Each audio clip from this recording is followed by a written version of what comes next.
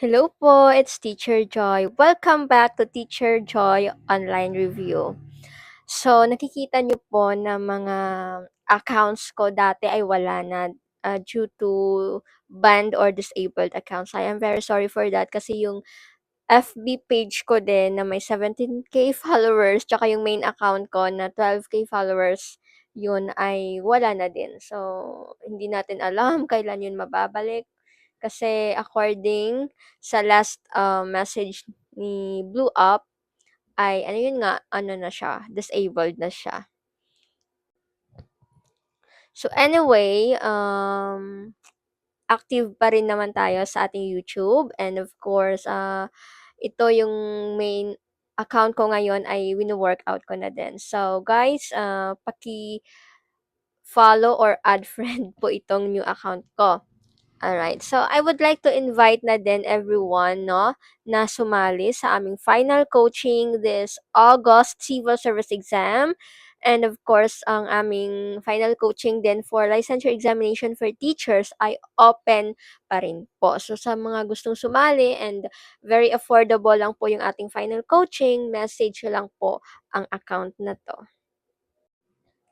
Ayun, so happy and blessed Saturday everyone, July 11, 2026. And now, magra-rationalize tayo ng ating assignment yesterday na binigay ko sa inyo na drills. Okay?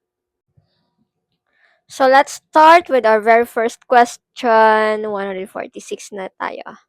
Okay, so please distribute these documents blank the 5 department heads. Letter A between, B among, C within, D and to, E across.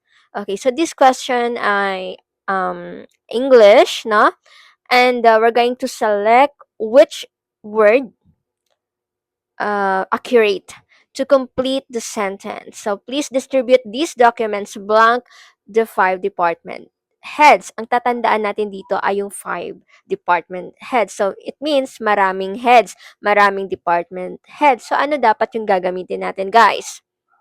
Okay, so yes, correct. Now letter B, among. So among is typically used when distributing, dividing, or sharing things out to a group of 3 or more distinct individuals, entitles, or objects. So, tandaan lang natin, no, kapag may didistribute ka, kapag may i-divide ka, or may i-share ka na something, no, kahit anuman yan, and then, 3 to more distinct groups, gagamit ka ng among. So, yun, please distribute these documents among the 5 department heads. So, in the sentence, no, ang 5 department heads, yun yung tatandaan natin and gagamit tayo ng among para yung sentence natin ay maging grammatically correct. Yon. So, letter B ang ating tamang sagot. Okay, so let's proceed to our next question, 147. English ulit. Having blank the report twice, he still found a couple of hypographical errors.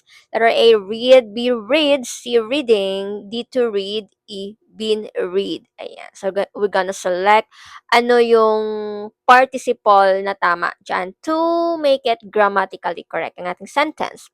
Having blank the report twice, he still found a couple of typographical errors. So, meaning nangyari na siya. Nabasa niya na ng 2 beses. And he still found out the errors. So, ano yan? Ano ang tama? Okay, tama. Yes, letter A, read. So, babasahin natin siya. Having read the report twice, he still found a couple of typographical errors. So, the past participle na read is used here with a perfect participle phrase. Having read. So, having read. Hindi pwede na reads, reading, to read, been read kasi we're gonna select the past participle na. Ibig sabihin, nangyari na siya. So, having read. Letter A ang ating tama. Ayan. So, congratulations sa mga nakakuha na ng 2 points. And now, let's proceed with our next question. 148. Ito yung tanong natin. Not only the students, but also their advisor, blank recognized during the ceremony. Ayan. So, A, where, B, are, C, was, D, have been, E, being. Not only the students, but also their advisor recognized during the ceremony. Anong tamang sagot? Dito guys, ay gagamit ka ng rule of proximity. Ano ba yung rule of proximity? Meaning the nearest. Ano yung nearest subject? Now, the rule of proximity, when the subjects are joined by correlative or correlative conjunctions, like not only, di ba, yung unang sentence natin, not only the students, so yung not only, but also, ito pa, not only, but also either or neither, nor, ang subject, the verb must agree with the closest subject. So, yung verb mo dyan, dapat kung ano yung pinakamalapit na subject. Kaya siya tinawag na the rule of proximity kasi proximity meaning near or yung pinakamalapit. So, in the sentence, the closest subject to the blank is, ano yung pinakamalapit na subject sa blank? Yun lang yung tatandaan mo. Basta the rule of proximity. May blank, tapos ano yung word, ano yung pwede na subject, yun yun. So, blank. Anong pinakamalapit dyan na subject? Advisor. So, si advisor is singular. And of course, gagamit ka ng singular din na verb, di ba? Rule natin sa subject-verb agreement. Kapag yung subject singular, verb must be also singular. Kapag yung subject plural, verb must also be plural. So, si advisor ay singular. Also, gagamit tayo ng singular na verb. Ano yung singular na verb natin dyan? Hindi pwede si where kasi that is plural or is also plural. Was is singular. Have been, di siya pwede, no? Being, di din siya pwede. So, ang ating tamang sagot dyan or accurate answer is was letter C. Okay. Read natin siya ha. Not only the students, but also their advisor was recognized during the ceremony. 'Di ba? Ang ganda pakinggan. Accurate ang ating sentence. Yun na, yun yung ating the rule of proximity. Letter C ang ating tamang sagot. Okay guys, so let's proceed with our fourth question, 149. English ulit. She drives blank than her brother does. A, more cautious. B, cautiouser. Ano yan? C, more cautiously. D, most cautiously. E, cautious. Ito naman yung mga comparing. No? She drives blank than her brother does. So, sino yung kino-compare natin dito, guys? She, tsaka yung kanyang brother. So, there is a two-person involved. So, kapag dalawang tao lang, anong gagamitin natin? Yes, more. So, yung may more dyan is letter A tsaka letter C. Hindi pwede most kasi yung most ginagamit natin sa pangkalahatan, meaning it's either three persons involved or lahat, no? Most. For example, ito, Myra is the most beautiful girl in the town. So, ganon. Myra is the most beautiful girl in the town. Siya yung pinakamaganda sa town, meaning lahat na kinokompara at siya yung pinaka. Kapag more kasi, it's between two person involved or thing. So, for example, no,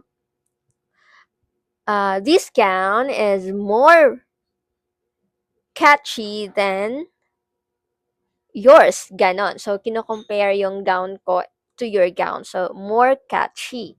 Mas catchy yung gown ko kaysa sa gown mo. So, there is two gowns involved lang. So, yun, more ang gagamitin natin. Now, we're gonna choose cautious or cautiously. Ano ba ang dapat? She drives more cautious than her brother does, or C, she drives more cautiously than her brother does. Drives is the action verb. So, that requires a verb. That requires an adverb. So, drives is an action verb. Dapat yung adverb mo, mag-connect yan sa drives. Yes.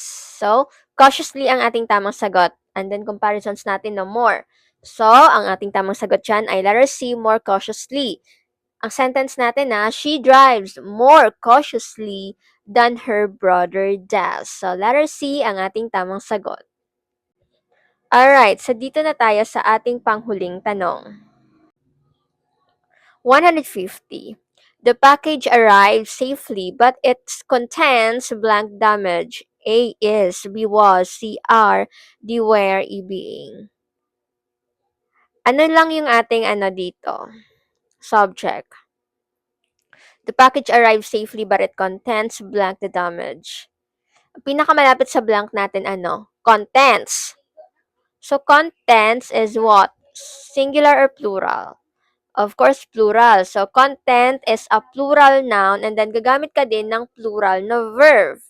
Anong plural natin dyan? Ang plural natin, letter C, R, D, where. Ganun lang yung dalawang pagpipilian mo. And then damage with the D. So damage meaning natapos na or na-damage na, di ba? It happened already. So, letter D ang ating tamang sagot. Where? Basahin natin siya ng tama. The package arrived safely but it contains damage. Doon din sa arrive, no? It refers na nangyari na siya or nadating na or dumating na siya. Arrive safely. So, letter D, where plural na verb sa plural na noun.